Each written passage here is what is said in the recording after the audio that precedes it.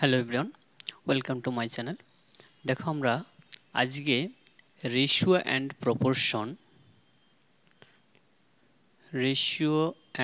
Proportion থেকে কনসেপ্টগুলো দেখব। দেখো আগের দিন আমরা রেশিও প্রপোর্শনে একটা ক্লাস করেছি, জাস্ট বেসিক একটা ক্লাস। এবার আজকে কিছু অঙ্ক নেব, একেবারে বেসিক, এবং তার কনসেপ্টগুলো শিখব। দেখো প্রথমত যদি আমি একটা কোশ্চেনে রেশিও প্রপোর্শন থেকে বলা হলো A/B, এর ভ্যালু দেওয়া আছে 3:4। আরেকটা রেশিও দেওয়া আছে, সেটা B/C, সেটা বলা হলো 5:7। তাহলে এইখান থেকে আমার কোশ্চেনে বলা হলো A/B/C, এটা কি হবে? দেখো এই যে দুটো রেশিও দেওয়া আছে তার রেসপেক্টে A/B/C কত হবে? আমরা অনেকগুলো প্রসেসে এটাকে করতে পারি। এবার আমরা প্রসেসগুলো দেখব একে একে। প্রথমত আমরা একটা প্রসেস ইউজ করব যেটাকে আমরা দ প্রসেসও বলতে পারি। কেমন? সেটা হচ্ছে AB, অর্থাৎ এ দিয়ে শুরু হচ্ছে, বি দিয়ে শেষ হচ্ছে। পরক্ষণে যদি এখানে যেটা দিয়ে শেষ হচ্ছে সেটা দিয়ে শুরু হয়, এই সিকোয়েন্সে চলতে থাকবে। তাহলে এখান থেকে আমরা লিখতে পারি সেটা হচ্ছে A/B/C। তার মানে আমাদের চেয়েছে A/B/C কত হবে। তাহলে এখান থেকে আমরা ডাইরেক্ট বের করতে পারবো কি করে? প্রথমত এই যে লাইনের মধ্যে যে দুটো আছে, অর্থাৎ 3 এবং 5, এদেরকে মাল্টিপ্লাই করব, মানে গুণ করব, 3×5 = 15 হবে। ঠিক আছে, তার মানে এটা যেটা হবে সেটা এর রেশিও। তারপরে বি, অর্থাৎ এইটা, অর্থাৎ প্রথম থেকে এটা ক্যান্সেল হয়ে যাবে, তখন এইটা হবে। তাহলে 5×4 = 20 তারপরে লাস্টে গিয়ে এইটা 4 আর 7, 4 × 7 = 28। তার মানে A/B/Cর যে সিম্পলিফাইড রেশিও হবে এটা হচ্ছে অ্যান্সার। দেখো এটা দেখতে অনেকটা দ এর মতো হয়েছে বাংলা, তার জন্য এটাকে আমরা দ প্রসেসের সঙ্গে কম্পেয়ার করতে পারি। এরকম আরও যদি A/B আছে, B/C, এরপরে যদি C/D থাকতো তখন একইভাবে করতাম, কিন্তু একটু কনসেপ্টটা কী হতো, আস্তে আস্তে ইনক্রিজ হতো ব্যাপারটা। ঠিক আছে, তাহলে এই একটা প্রসেস আমরা করতে পারি। আর কি প্রসেসে ইউজ করতে পারি? দেখো এটা যেটা আছে আমরা লিখে নেব, অর্থাৎ A/B/C, অর্থাৎ AB আছে আর ওদিক BC আছে, আমাদের যেটা কমন আছে সেটা মিডিলে লিখব, তারপরে এভাবে সাজিয়ে লিখব ABC। ঠিক আছে, এবার প্রথমত A/B এর রেশিও কত আছে? 3:4। তাহলে এইখানে লিখব 3:4, কিন্তু প্রথমে A/B এর রেশিও আছে, C তো নেই। তাহলে কি করব? পাশেরটা পাশে বসে যাবে, তাহলে 4টা এখানে বসবে, 4। এবার পরক্ষণে গিয়ে আবার B/C বসাবো পরের লাইনে, তার মানে 5:7। B আছে এখানে, C আছে এখানে, তার মানে 5:7। তাহলে প্রথমে এখানে কি বসবে? এখানে তো নেই, তাহলে পাশেরটা আসবে, উপর থেকে না পাশের থেকে বসবে, অর্থাৎ 5। তাহলে এখান থেকে এবার কলামগুলো আমরা গুণ করে দেবো, অর্থাৎ 3×5 = 15, এখানে 4×5 = 20, আর এখানে 4×7 = 28। দেখো একই পেলাম অ্যান্সারটা। তাহলে এই প্রসেসের মাধ্যমেও আমরা করতে পারি। ঠিক আছে, আর আমরা ছোটোর সময় গুণ করে করে করতাম, এই রাশিকে এত দিয়ে গুণ, এই রাশিকে এত দিয়ে, ওভাবেও করতে পারি। ঠিক আছে, তাহলে এটা গেল হচ্ছে আমাদের একটা বেসিক কনসেপ্ট। আচ্ছা, নেক্সট আমরা আরেকটা কোশ্চেন নেব। দেখো এখানে নিলাম আমরা দুটো রেশিও আছে, এবার আমরা তিনটে রেশিও দিয়ে দেখব। সাপোজ বলা হলো A/B, এটা বলা হলো 2:3, আরেকটা বলা হলো B/C, সেটা বলা হলো 4:3, আরেকটা রেশিও বলা হলো C/D, এটা বলা হলো 2:5। এই তিনটে রেশিও দেওয়া আছে। এবার এখান থেকে তোমার বলা হলো A/B/C/D কি হবে এটা।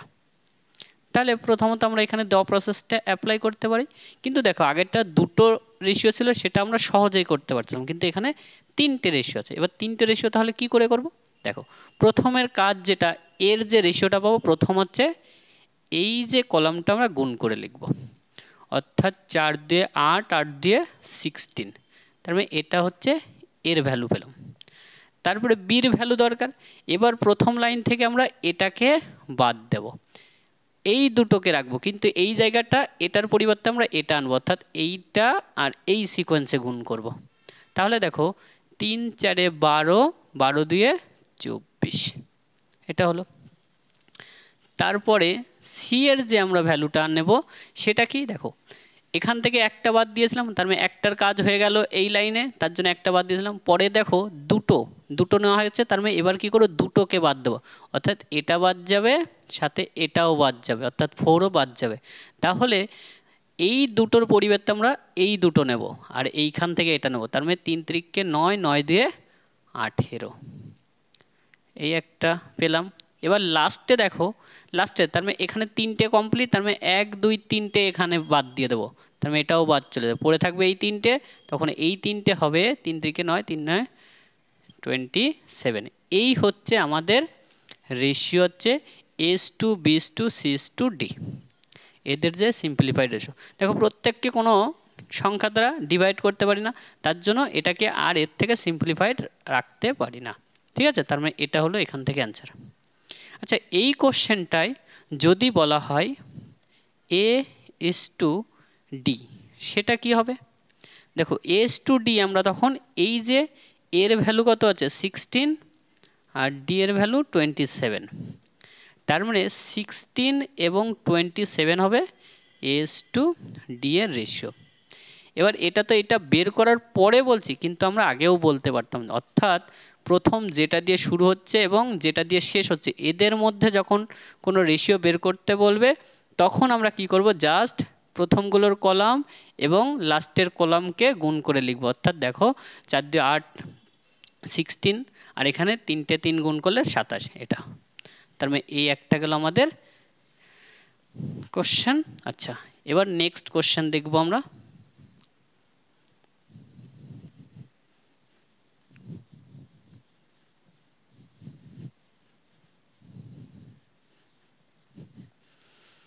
দেখো আমি একটা কোশ্চেন নিচ্ছি, সেটা ধরো বলা হলো, যদি কোশ্চেনটা এরকম বলা হচ্ছে 2A = 3B = 4C, তাহলে এখান থেকে বলা হয়েছে A/B/C, এই রেশিওটা কি হবে। তাহলে প্রথম এখান থেকে আমি কি রেশিও বের করব, দেখো অনেকভাবে করা যায়। এবার আমি প্রথমত যদি বেসিকটা একেবারে ধরে করি, দেখো এইটা ইকুয়াল টু এইটা ইকুয়াল টু এটা আছে, তার মানে এখান থেকে আমরা বলতে পারি এইটা ইকুয়াল টু এটা, এটা ইকুয়াল টু এটা, এরকমও তো বলতে পারি। তার মানে দেখো যদি বলি 2A = 4C বলতে পারি, তার মানে 2 দিয়ে এটাকে কাটলে 2 হবে, তার মানে A আর Cটাকে আমরা নিচে নিয়ে আসবো, A আর C = 2/1 লিখতে পারি, তার মানে A/C এখান থেকে দেখো 2:1 বলতে পারি। আবার একইভাবে 3B = 4Cও তো লিখতে পারি, তাহলে এখান থেকে B/C = দেখো 4/3, তার মানে B/C = 4:3। এবার এটাকে সিম্পলিফাইড করে লিখতে পারি, কিন্তু এদের মধ্যে কমন কি আছে, কমন আছে C, অর্থাৎ Cটাকে আমরা এখানে মাঝে রেখে করব, অর্থাৎ এক সাইডে A নিলাম, তারপরে C নিলাম, তারপরে এক সাইডে B নেব, ঠিক আছে। এবার দেখো প্রথম A আর C এর রেশিও, তার মানে দেখো A এখানে C এখানে, তার মানে 2:1, পাশেরটা পাশে বসে যাবে মানে 1 লিখব। আবার দেখো বি ইস টু সি, তার মানে বি এখানে সি এখানে, তার মানে বি এর ভ্যালু 4 আছে আর সি এর ভ্যালু কত আছে 3 আছে, তার মানে এটাও পাশেরটা পাশে বসে যাবে 3। তার মানে এখান থেকে যদি দেখি দেখো 3 2 6 এস টু 3 এস টু 4 এটা পাবো।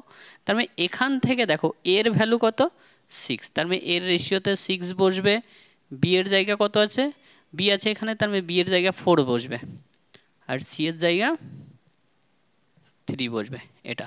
তার মানে 6:4:3 হবে রেশিও। কিন্তু এটা তো করলে অনেকটা বড় হয়ে যাচ্ছে, কিন্তু আমরা কখনোই এইভাবে করব না। কি করে করব তাহলে দেখো, এটা আমরা শর্টে করব। এবার যদি শর্টে করি তাহলে প্রথমত এখান থেকে আমরা 3টে জিনিসের রেশিও পাবো, এ বি আর হচ্ছে সি। যখনই এর রেশিও বের করব তখন এটাকে আমরা চেপে ধরব।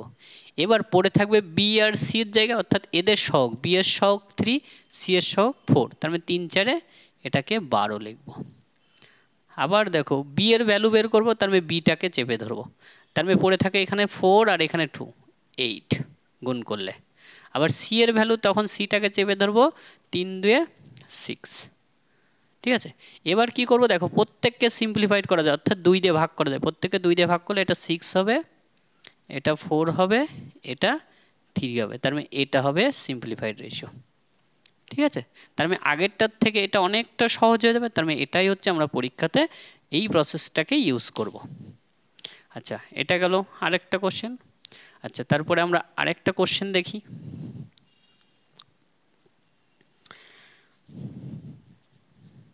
দেখো একটা রেশিও বলা আছে, রেশিও তো না, দেখো দেওয়া আছে a by B equal to 8/15, আর এদিকে বলা আছে B by C equal to 5/8 বলা আছে। তাহলে 5/8 আছে। আচ্ছা আরেক এখানে বলা হচ্ছে, আচ্ছা 5 হ্যাঁ এ ইস টু সি এটা কত হবে। তাহলে দেখো এখানে এ বাই বি অর্থাৎ যেটা ভাগ আকারে থাকে সেটাকে তো আমরা রেশিও আকারেও লিখতে পারি। তাহলে এখান থেকে বলতে পারি A is to B equal to 8:15। Same এটাকেও ভাগ আকারে আছে, আমরা রেশিও আকারে লিখব, B is to C equal to 5:8। তাহলে এখান থেকে আমার বলেছে এ ইস টু সি, এবার ওটাকে এক জায়গায় লিখি। দেখো এ দিয়ে শুরু হয়েছে বি দিয়ে শেষ হয়, আবার বি দিয়ে শুরু হবে সি দিয়ে শেষ হচ্ছে, ওটা কত আছে 5:8। আমরা একটু আগেই বললাম যেটা প্রথমটা যেটা দিয়ে শুরু হচ্ছে এবং লাস্টে যেটা দিয়ে শেষ হচ্ছে, যখন এদের মধ্যে রেশিও বের করতে বলবে তখন কলামগুলো জাস্ট গুণ করে লিখবো, অর্থাৎ একবারে আমরা এস টু সির ভ্যালু বের করব, অর্থাৎ 5 আর 8 গুণ করলে 40:2, এখানে 15 আর 8 গুণ করলে দেখো 5 120 এটা পাবো, ঠিক আছে। তাহলে উভয়কে আমরা দেখো 0 0 কাটতে পারি, 4 দিয়ে কাটলে 3 হবে, তার মানে 1:3 হবে এদের সিম্পলিফাইড রেশিও। তাহলে এই গেল। আচ্ছা আজকে আমরা এইটুকুই রাখছি, নেক্সট দিন আমরা অনেকগুলো প্র্যাকটিস করব অঙ্ক।